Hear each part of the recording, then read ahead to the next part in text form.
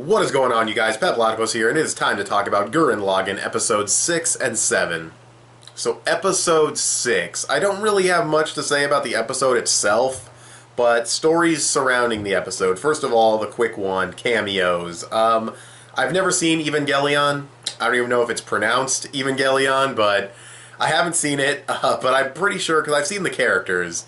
I'm pretty sure two of the bunny girls in the background that were, fondling fucking Kamina and shit, I'm pretty sure those were, like, the same designs. Like, I'm pretty sure that was, like, a reference to Evangelion because they looked really similar.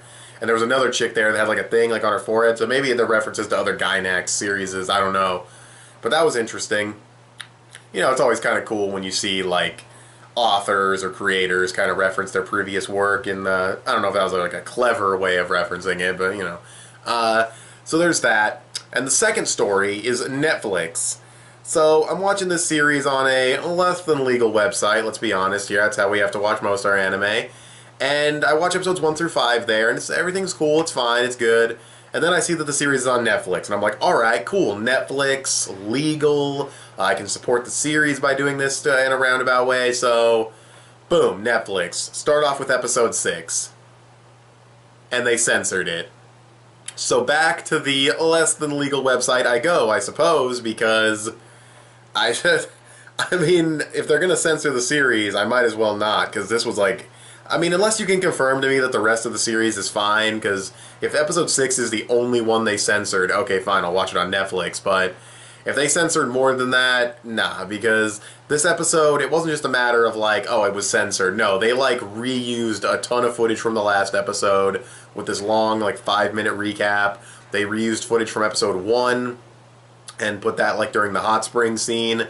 And this episode would have gotten a more negative review because of it. I would have said the animation was not lazy, but on the lazier side of things because they reused so much, and not even just because of it, like animation, but just reusing stuff we've already seen. Just it felt weird and poorly structured, and the story of the episode made a lot less sense in the censored version than the uncensored version. So, yeah, I don't want to give like negative reviews to episodes that don't deserve negative reviews if Netflix censored them. So, unless you can confirm that they're uncensored on Netflix, the rest of them, I'll stick to the less than legal website. But that aside, yeah, that's pretty much the Netflix story. I find out that it's on Netflix, that's cool, and then literally the first episode I watch, censored. And yeah, it made a lot less sense. Like, when I watched the uncensored version, maybe it's because I wasn't paying attention, because I was watching it with a friend who's already seen the series, and he's like, this is not how it played out, they're skipping stuff, and I was like, wait, really?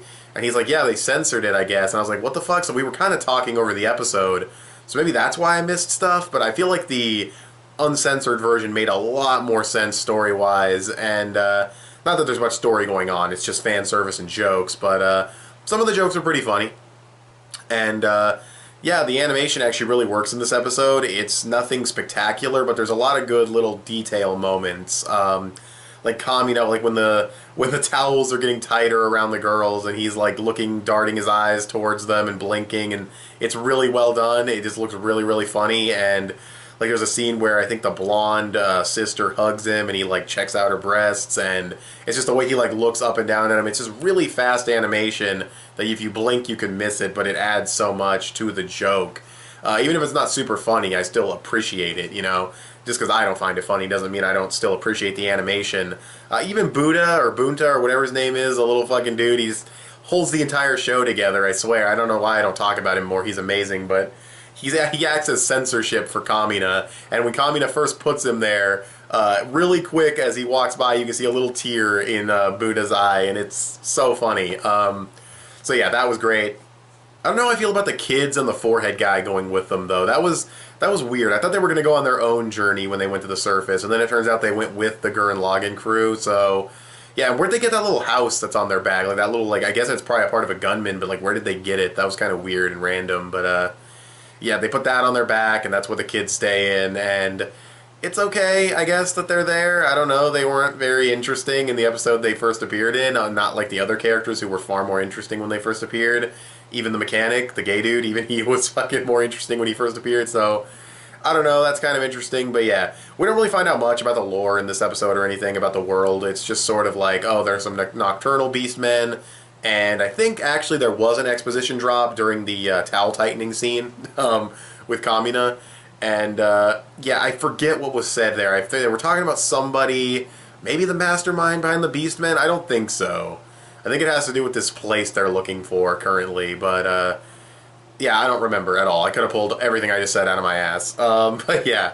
But other than that, it was just sort of a okay episode. Kind of light on action, mostly comedy, mostly fan service. Not my cup of tea, but it was okay. I liked the attention to detail in some of the animations, and overall it was a fun episode. And I thought the Netflix thing was kind of interesting, and those possible cameos were pretty cool as well. So I just give the episode like a 7.5. It's just sort of a good, middle-of-the-road episode of Gurren Lagann. Probably weaker than some of the others, but still definitely better than episode 4. So sort of middle of the road, and that's pretty much all I have to say. So we'll move on to episode 7.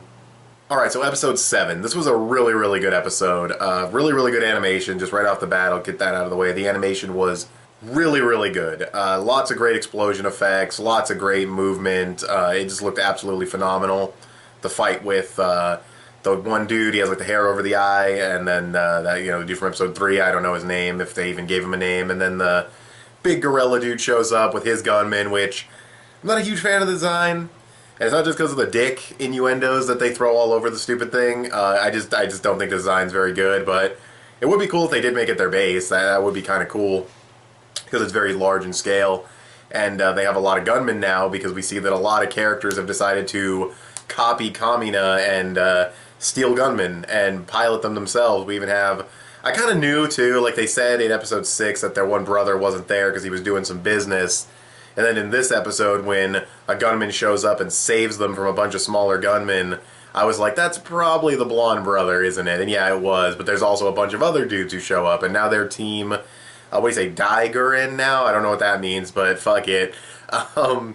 So yeah, it was really cool. There's really good story progression because you have all these new characters coming in and some old characters coming in. And they have all these creatively designed gunmen. Phone, shut up. And Phone... fucking beat your ass. What the fuck? Okay, that aside, you have all these new characters, all these old characters coming in, and that's really, really cool. And, yeah, now they have this bigger team, and you even get some, I wouldn't really say character development for Kamina, because he would probably have to actually, like, run away from a fight to be developed, but they have a focus on him not running from a fight. And I get what he's saying, you know, you don't get anywhere by running away or whatever, but it's the same time, it's like, you're gonna fucking die, dude. Like, chill, relax, sit the fuck down. Simone is with you, don't drag Simone into that, you know. I mean, I guess Simone could detach, maybe, I don't know, but, yeah, also they healed themselves with fighting spirit. That was a really funny scene, too. Like, the lake fixes itself, and Simone's like, what the fuck was that? And then you just see Kamina pop up on the screen, he's just yelling fighting spirit. That was really, really funny. I love, Kyle Herbert's just such a fantastic voice actor. He really, he makes Kamina so likable, and because he could really be like what he kind of was in the first couple episodes. I didn't dislike him, but he is like a dude who fucking talks out of his ass and fucking is full of shit and builds himself up, and that could come across as annoying or come across as like, oh, this dude's just full of himself, but Kyle Herbert makes him such a likable character, and I guess he is just a likable character in general, but I think the voice acting definitely helps.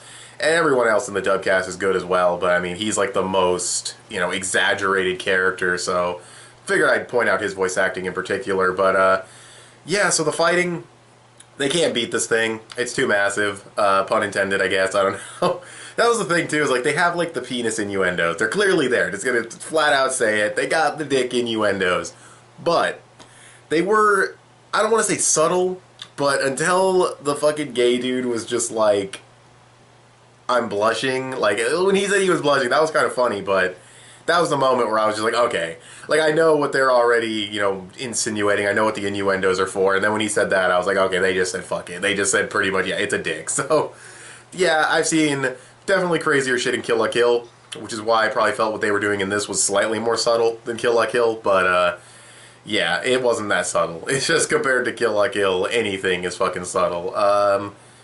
But yeah, that's pretty much the episode. They get the team together. I guess there is a talk between Yoko and Kamina where they actually just like talk seriously for a second. She talks about how you shouldn't, you know, go into fights like this because you could die. And she's about to tell him something, but then this volcano erupts.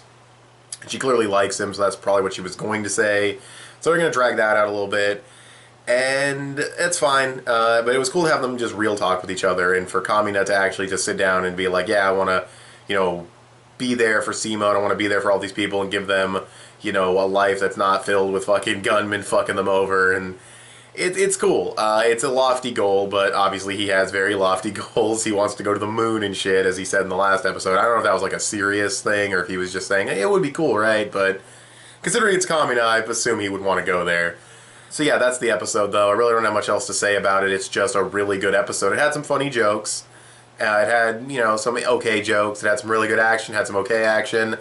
Most of the animation in the fight scenes that didn't look that great were when they would just, like, motion tween, like, Gurren falling, or Gurren Lagann falling from the sky and crashing. But, like, honestly, those were, like, tiny little moments. For the most part, the animation looked really, really nice. And when the animation wasn't top tier, it was usually, like, a stylized thing. Like, when I forget if it was Gurren or the other guy, they were just like speed blitzing their opponent, and it was just like these speed lines going everywhere. That's like a stylized thing, so maybe they could have done it a little bit better. Like, just straight up speed lines for a mech is a little weird. Maybe you could throw in like blurs and everything so it looks more like the actual mech is there, but kind of nitpicking, and yeah, it's fine. Nothing has been as bad as episode 4, you know, so that's good. And yeah, I enjoyed the episode, so that's pretty much all I have to say. Oh yeah, and they mentioned the Spiral King, and they talk about how this giant gunman is like one of the generals for the Spiral King. That's who they mentioned in episode 6 that I forgot about, so there that is. And yeah, so, and I also think it's kind of funny that the dude let them get dressed at the beginning of the episode. That was pretty damn funny too. Just the concept of like, yeah, I'll wait for you guys to get dressed. Like, that was just funny to me. But other than that, I thought it was a really, really great episode. I'm going to give this one a solid... probably like a solid 9.5 out of 10. I think it was a really, really great episode. The animation was some of the best in the series so far. It was definitely up to par with the first couple episodes, or even better. It had the story progression, like pretty damn massive story progression. It had some characterization for Kamina. And yeah, it was just really, really great. So, with all that being said, what did you guys think of these episodes of Gurren Lagann? Go ahead and tell me in the comments section below. You can also follow me on Instagram or add me on PSN. I'm Pep Platypus on both. Give this video a thumbs up and share it on social media. Both those would help me out a lot. Subscribe if you haven't already, or if you like what you see in here. I want to thank you guys for watching, and I'll talk to you guys later. Bye.